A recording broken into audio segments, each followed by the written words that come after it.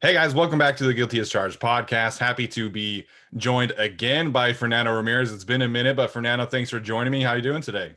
Appreciate it. Yeah, no fun.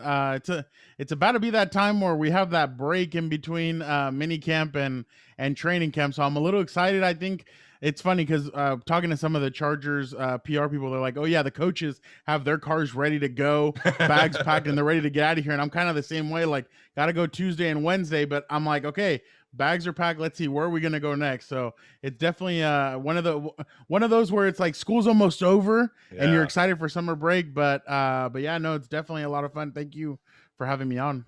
Yeah, and I especially imagine I didn't know this, but I learned on Compost on the Beat, your new podcast, that you still Oh live yeah. in San Diego, so you still got a heck of a drive up. I assume you don't have a Philip Rivers-esque type setup, so I imagine that drive must be a little difficult at times. You know what? I'm not gonna lie. So my brother Daniel, he's a huge Chargers fan, been his whole life. He actually drives me up sometimes. Like when he's Okay. so like at times where he's able to take me, he'll take me up and he'll be like, I'll drive. I'm like, all right, cool. So we're different in the sense of I like reggaeton, rap music, stuff like that. He likes Yeah. country. So on the Wow. way up, we're listening to country music and I'm learning. I'm learning to like it. I'm actually adapting to it. I actually really like it. So yeah, sometimes I do have that comfort where I go up and I drive up and sometimes Pop or Gilbert will be like, who dropped you off? And I'm like, an Uber? And I'm like, no, it's my brother. Like, oh hey Daniel, how are you doing? So yeah, it's one of I have a little bit of luxury, but no, when it's just me by myself, I don't mind the drive. It's actually really smooth. It's just from Chula Vista to Costa Mesa, so it's about an hour and 15, hour and 20. So it's really not that bad. Well, man, I just have this funny picture in my head now of you and your brother just listening to country music. Dude, That's hilarious. and the funniest part is he's like singing along to us. So sometimes I'll sing along if I understand it, but I don't like to because I tell him my rule. When I have reggaeton or rap or something, he tries to like mumble or like rap the words. Or I'm like, no. I'm like, and my rule is if he sings, I skip the song, so I don't sing when he's driving. He doesn't sing when I'm driving. So, and I've done it to him. Like, there's a song that comes on, and he's like all excited for it. He starts to sing it, and I'm like, nope, skip. And he's like, you are a piece of crap, and I just start laughing. So, it's definitely like those rides, like those memories I'll have forever, and I just love going up there with him because we're always joking around and stuff, and it's a great time. That's amazing. Nothing like a road trip with one of your brothers, am I right? Yeah, So, yeah, yeah. Chargers fans, this is a fun one for us. Fernando is in the podcast business himself. Him and Gilbert Manzano are doing the Compas on the Beat. So, Fernando, what has that journey been like for you guys? And how did it get started? Because I think there aren't many other beat writers, at least from what I've been able to see, around the league that are doing their own podcast. So, what was the inspiration behind Compas on the Beat, and how's it been going for you guys? It's thank you for that, by the way. It was interesting. Gilbert and I, like, last, I think it was like last November at halfway point of the season, I'm like, Gilbert, do you want to do a YouTube video where we takes fans questions and Hmm. kind of just like answer them and stuff? He's like, yeah, let's do it. So we did it. We lasted about an hour and 45 minutes doing it, and I'm like, okay, that was a little long. Oh yeah. Then we do it again at the end of the season to talk about the firing of Anthony Lynn and all this other stuff. And then I'm like, okay, we did 2 hours. I'm like, dude, we got to cut it down. Then we invite Daniel Popper on another hour and 45 to 2 hours. Oh yeah. So a couple of weeks passed by, and then Gilbert texts me. He's like, hey, would you be interested in doing a podcast? And I'm like, really? He's like, yeah, let's do something together. We're two Latino beat writers. There's not a lot of us in the NFL. Right. Why don't we team up and do something? And I'm like, okay. So then we start going through names.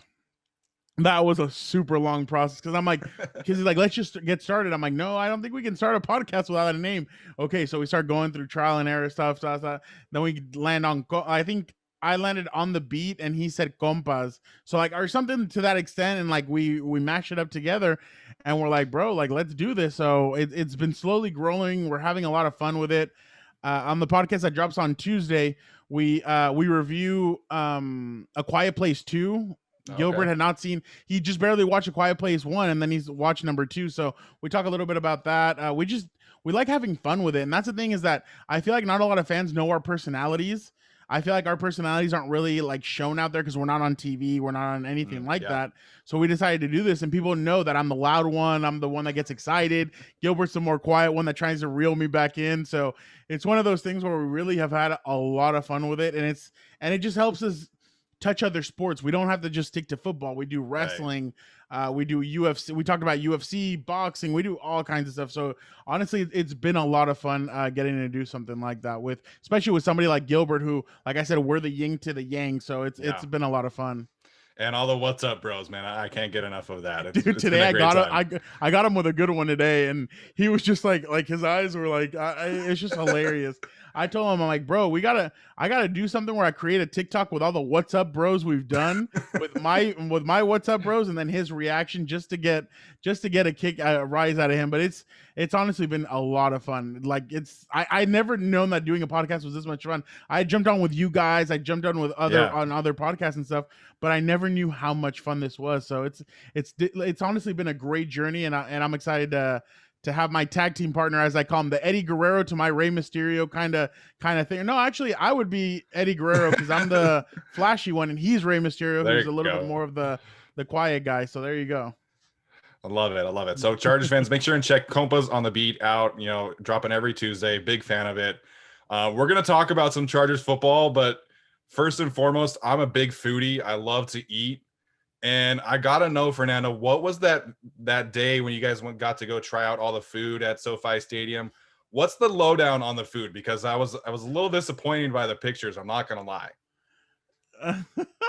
So I'm a foodie too. I mean, as you can tell, like I love the quality of food. I love like when food is delicious. Like I'll go try any restaurant out. People are like, it's a little bit pricey, but if the food's good, I'm down to do it and stuff. So when we got to the stadium, I was very excited. I was like, oh my God, this food looks good. The only thing that didn't look good to me was that cheeseburger sub. That to me looked like, am I allowed to say 3-letter words or no? You can cuss if you want. Okay, cool. It looked like an ass bomb to me. So I'm like, I am not, like, I knew where I was going to end up if I ate that. So Gilbert decides to eat it. And Gilbert doesn't have a strong Mexican stomach like I do. So like he gets to that. I go to the barbacoa burrito. That one is actually pretty good. Okay. That one's actually good. What I think I messed up though, I think I got the sauce from the nachos and I put it in the burrito. Bro, that thing is so bomb. If you put the sauce from the nachos in the burrito, it is delicious. And Omar Ruiz from NFL Network, he's like, bro, where'd you get that sauce? I was like, it was right next to there. He's like, oh, I think that's the nacho sauce. And I'm like, but try it. He tries it. He's like, bro, this is bomb. I was like, yeah, I told you. So I told Gilbert, I think we should take a couple of bites out of everything and then try everything. He's like, all right, let's do it. The burrito, I had to finish it. I was like, this is way too good. I have to finish it. So the pizza was very disappointing. Oh, man. It kind of tasted like Gilbert takes it out to do some TikTok or some crap. And he takes it out and his pepperonis are burnt. And he got a little disappointed. He's like, And then I'm like, bro, if you want, I opened mine. Mine's beautiful. I'm like, bro, if you want, you can use mine. He's like, you're a real one. Grabs it and like Instagrams it or whatever, or TikTok. I don't know which one it was. Little disappointing. The hot dog disappoint. Like it just. I'm not a hot dog guy. I'm not okay. A hot dog guy. I gave it a D+. The food. Ooh. I didn't think it was that good. And then I like in my head, I was like, okay, this is gonna be priced. This. The dessert was actually pretty good. Oh, okay. The dessert was the good thing. They had some chocolate mousse thing that I like devoured. It was delicious. But then like Gilbert and I were like, okay, let's head out of here. And then I like felt a rumble in my stomach. I'm like, shh. Yeah, I can't leave here without going to the bathroom. So I'm sure I'm gonna get the bill from SoFi for the plumbing. So it was one of those things where So I'm just like, okay. So yeah, the food was okay. I mean, everybody has their own taste, but to me, it was a little underwhelming just because, like I told you, like I love doing food stuff. Right. Anything that revolves around food, I'll do it. But yeah, it was really disappointing. Oh, the tsunami tots were actually really good. The only thing that it's missing is meat. If it had meat in it, it'd be even better. But it has like a Korean barbecue kind of sauce on it. Oh my God, it was that and the burrito, delicious. Everything else, toss up. Up to your own interpretation. There you go. Make sure and get those burritos and the tots, and you guys will be good. Oh yeah. All right, let's get to the nitty gritty of the football talk. Obviously, the Chargers have had rookie minicamp camp. They've had, OTAs are wrapping up, and like Fernando said, it's kind of heading towards the break. So, I think the biggest thing people are talking about right now, Fernando, in terms of the Chargers is, is Justin Herbert going to take that next step, or is he going to be experiencing a little bit of a sophomore slump? What are you hearing and seeing about Justin Herbert's development over the last few weeks? Well, all that I know is the hair is back. Yeah. That's all that's important. That's all. I tweeted out a video a couple of weeks ago that the hair was back, and I got like a lot of people were like, yes, it's back. And I'm like, oh wow, okay, yeah, people really do Yes. care about the haircut. So it was back. He looks bigger. That was my first impression when I saw him. He looked bigger. I don't know if you saw that video that's making its way where he kind of went like that. He looked bigger to me. He's reached out to Drew Brees to kind of help him out through this system. I don't know if that was Lombardi doing it or if that was Herbert. I don't know if he connected them or if Herbert kind of reached out to him on his own. But he had told us from when he was hired, when he won the Rookie of the Year award, he had told us that he was going to reach out to Drew Brees, to some other quarterbacks to kind of get a sense of what this new offense could be and everything. So he's reached out to Drew Brees. I wrote the other day that Herbert is going to be one of two people. Either he's going to have the similar season to what he had last year, or he's going to have a Patrick Mahomes, Lamar Jackson kind of season where he just completely blows up. I am more of in the middle. I think I'm in the middle. I think he's going to have maybe like a 37, 38 touchdown season. I think he could definitely do something like that.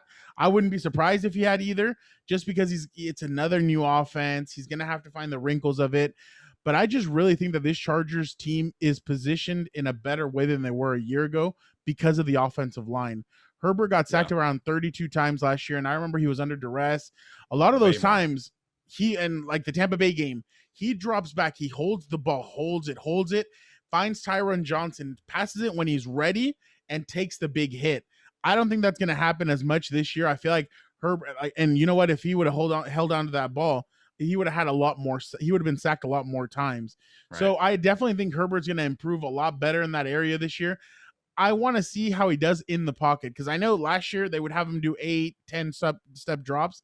I want to see him 3-step drop and then look and see if he can find the receiver or whoever he's looking for. Now the question is, who's going to make this team as the receivers? To me, next, oh my bad. To me, Keenan, Mike, Josh Palmer. I keep on trying to call him Jordan Palmer, and I'm like, stop trying to call him Jordan Palmer. Josh Palmer, and we actually had him on Compas this week. Those three guys are 100% making the team. I still think Jalen Guyton and Tyron Johnson are going to make it.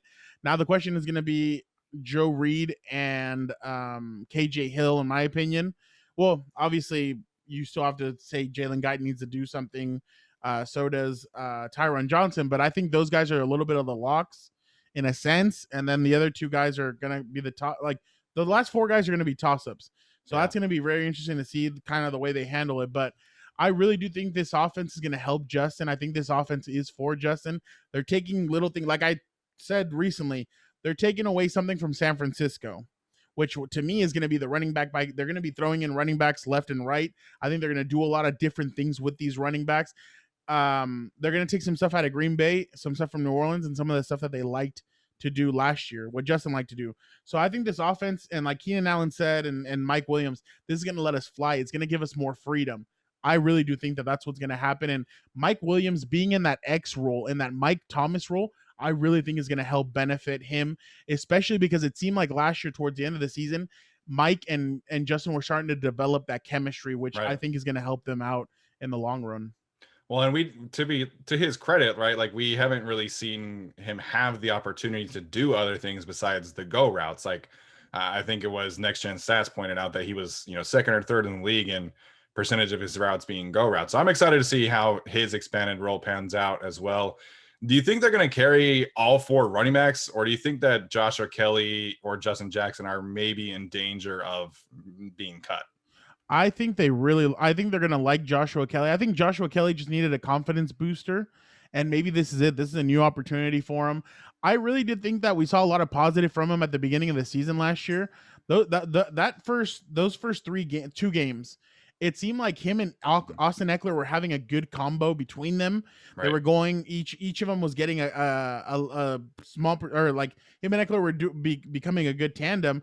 And then that Carolina game where he fumbles, and then the Tampa Bay game after he fumbled there, I thought he was in the doghouse for a little bit.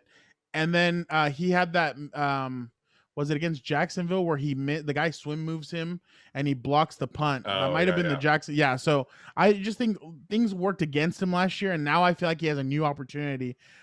I do believe I think they might carry four, man. I mean, they're gonna need two of them to play special teams to obviously carry them, but as well, I think they're gonna want to switch out the different running backs and kind of give everybody a little bit of the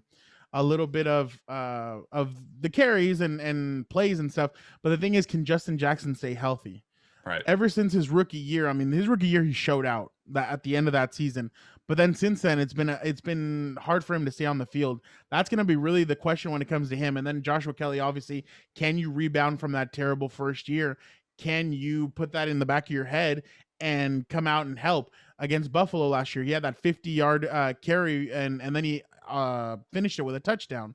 So it's going to be really interesting to see the way he kind of bounces back, and then if Justin can stay healthy. But to me, I mean, obviously Austin and Larry Roundtree basically have positions available, and Larry is going to be one of those guys that's really going to help these guys. I think he really could make a name for himself, obviously on special teams, but he could really help this team when he gets in there to get some carries.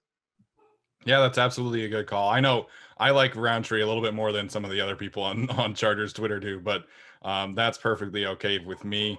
I think one of the bigger X factors of this season for the Chargers is going to be how Uchenna Nwosu develops and how he plays alongside Joey Bosa. What have you been hearing from him? I know he's talked about taking another step in terms of being a leader. What are you hearing and seeing about Nwosu as he's heading into a contract season? Well, it seems like the Chargers are very excited. The new coaching staff is excited about him. Ronaldo Hill said that he likes his versatility, the way he kind of is able to move. It's really Uchenna's time to kind of step up. I mean, we saw it against Baltimore a couple of years ago where he had that strip sack of Lamar Jackson, and you think, oh, wow, maybe this guy could be a player. Then the next 2 years, he's kind of been in and out. Last year, I remember when Melvin Ingram went down, I thought Uchenna was going to step up, and he had some games where he had a sack. I think he had a sack of Drew Brees in that Monday Night Football game. He had a couple of stuff here and there, but he's never really blown up the way you thought he was going to. And I feel like he said, my bad, he said this last week that he's been looking at Leonard Floyd film. Mm-hmm. Yes, Leonard Floyd and him are completely different when it comes to body size and all that. But he could Brandon Staley and Ronaldo Hill's defense could really help him in the sense of one of those guys that really didn't live up to the sort of hype that he had his rookie year, and maybe he can change it in this system and they can help him really take off this next season. So I really do think he's kind of in a make it or break it kind of season. The Chargers are going to need him to step up, especially because there's no more Melvin Ingram. I mean, you can't just come in and Melvin goes out and then you make some plays. No, now you're going to be counted on to be in there for a couple of more snaps, especially because I just saw a list today of the best tandems in the NFL from pass rushing, and there was no Charger players on there. Yeah. Why? Because it's Joey Bosa, and then there's a gap, and you're kind of figuring out who that guy's going to be that steps up and becomes that tandem partner with Joey Bosa. But I really do think that Uchenna knows what's at stake this season, and I feel like he could be the guy that steps up and really makes a name for himself in Brandon Staley's defense. Absolutely. It's going to be really exciting to watch him. And there's a few players who really fit that description of being a make or break season. So yeah, it's going to be exciting to see how those pan out. Last one here for me, Fernando. I know the Chargers only have, I think, 82 players on the roster. I think it might be 83 actually. Do you think we'll see them sign any more free agents before training camp, maybe get some more bodies in? I know a lot of people have asked us about Melvin Ingram, but Tom Telesco kind of shut that door pretty loudly during his Q&A. So do you think the Chargers make any other moves to bring in any more veterans before training camp? I think it's going to depend on what the practice squad roster is going to be, what the size of it is going to be. And I do think they could make a couple of more signings just to get bodies in there, like you said. And I mean, I think from what I understood, what I understand is the first preseason game is going to be kind of like the first and the second one combined. The second preseason game is going to be like the third, where they let the guys go a little bit longer. And then the third is going to be like the fourth one, where basically, and I'm not saying that that's how the Chargers are going to do it. I just think that's how the NFL is going to do it as general. Yeah. So I think that third game is going to be really the game where you try and find and see what guys mix and match and who plays well. So I could see the Chargers signing a couple more guys. I just don't know if they'll go and hit that 90. It'd be really interesting. I know that the NFL, they came out and said that it's 90 now. I think for I believe the so. Yeah. for the size. So it's going to be interesting to see if they sign 7 more players. I really want to see who they would bring in. I mean, would they go out and get a Richard Sherman or something like that? I don't think so. I think it'll be more players who are college players who could have a chance, but it's going to be interesting because I want to see the 90 guys. I mean, you should have the full 90 Absolutely. because that just helps you. It helps other players see kind of where they're at also. And you just never know. I mean, there could be a guy right now sitting on his couch waiting for an opportunity. And who knows, maybe he's the next guy that makes the roster and he's able to help your team out. So I sorry, my bad. I could definitely see them filling it out, but it's just really going to be on Tom Telesco and Brandon Staley. Like, do they want more guys in there? Are they comfortable with the guys they're going in with? So it's there. I'm not gonna try and guess what they do because this team is one of the more mysterious teams in the Yes. NFL. So it's hard to predict kind of what they're gonna do. But I definitely, if I was them, I definitely would try and make it to 90 just to just to get more bodies in there Right. and kind of give guys breaks and stuff like that. Absolutely, I think that is the right call. And yes, it is a very fickle business trying to predict what Tom Telesco does on a roster. So I've been very curious to see how that pans out. Well, Fernando, thank you so much for joining us, man. Chargers fans, make sure and check out Fernando on Twitter. Check out his articles on Sports Illustrated, and keep an eye out on all the Compas on the Beat episodes that come out every Tuesday. Thanks again, Fernando. Appreciate you.